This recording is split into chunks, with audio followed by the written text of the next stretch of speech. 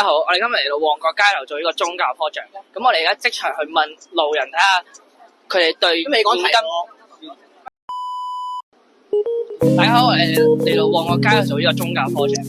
咁我哋呢個題目就係現今社會對呢個戀愛睇法啦。咁我哋即場睇下問下路人有對呢條題目究竟有咩意見啦。你好啦，我想問下你哋兩個分別係幾多歲啊？兩個都係13。有冇拍拖？冇。我有。咁就係想問下你哋你哋對而家對愛情有咩睇法？我覺得冇分男女可以，即係可以中意，冇話唔可以同性咯。即係 I mean 如果對大家都係中意嘅話，就可以一齊。或者你對你嘅愛情有咩，即係你覺得你將來愛情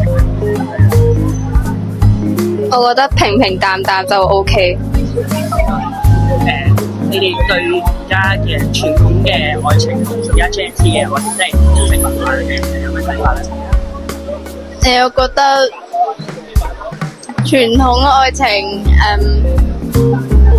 冇話要求一定男女咯，同埋現代化好啲咯。我覺得傳統就係規定咗性別，即係00後嘅就即係男女都得，同埋比較開放一啲咯。唔該晒。封建啲咯。即係唔會做咗咩好出格㗎嗰啲嘢咯。依家咧好多14歲嗰啲咧，即係未結婚就有運嗰種咯。多謝多謝。想問下你分別係幾多歲？我15歲，係我15歲。19。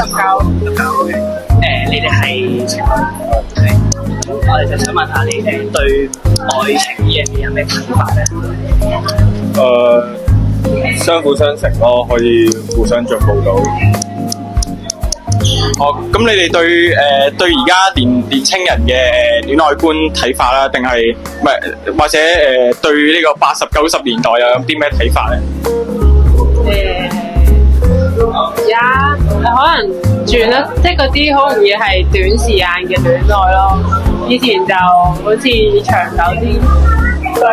係咯，我太認同所謂而家快餐式啦。咁其實冇話對同埋錯嘅，但喺我角度嚟講，其實就人生好短嘅啫。所以其實純粹係揾一個伴侶去陪你完成每一個旅程咯。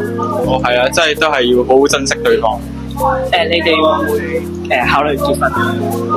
即係或者對呢個結婚呢樣嘢有咩睇法咧？有能力嗰陣，同埋結婚，即係你結咗婚之後，你做任何嘢，你都會有一個後顧㗎嘛。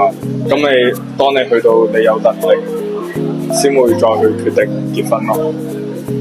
都係差唔多有能力嘅話，先至會諗呢樣嘢，即係可能穩定嘅生活咯。係咯，都係穩定咗，跟住就可能先會再考慮。好，我想請問你而家幾多歲？即係16歲。咁而家有冇拍拖？冇拍拖。咁你對戀愛有咩睇法？順其自然，一樣順其自然。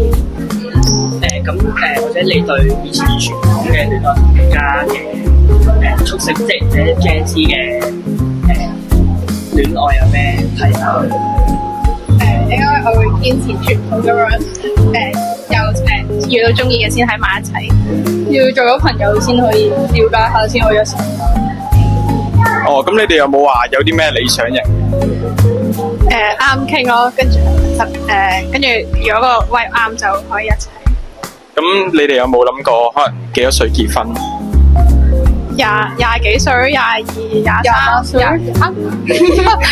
廿幾歲都係。你哋對而家年青人啊，同埋舊時即係可能80、90年代嘅戀愛觀有咩睇法咧？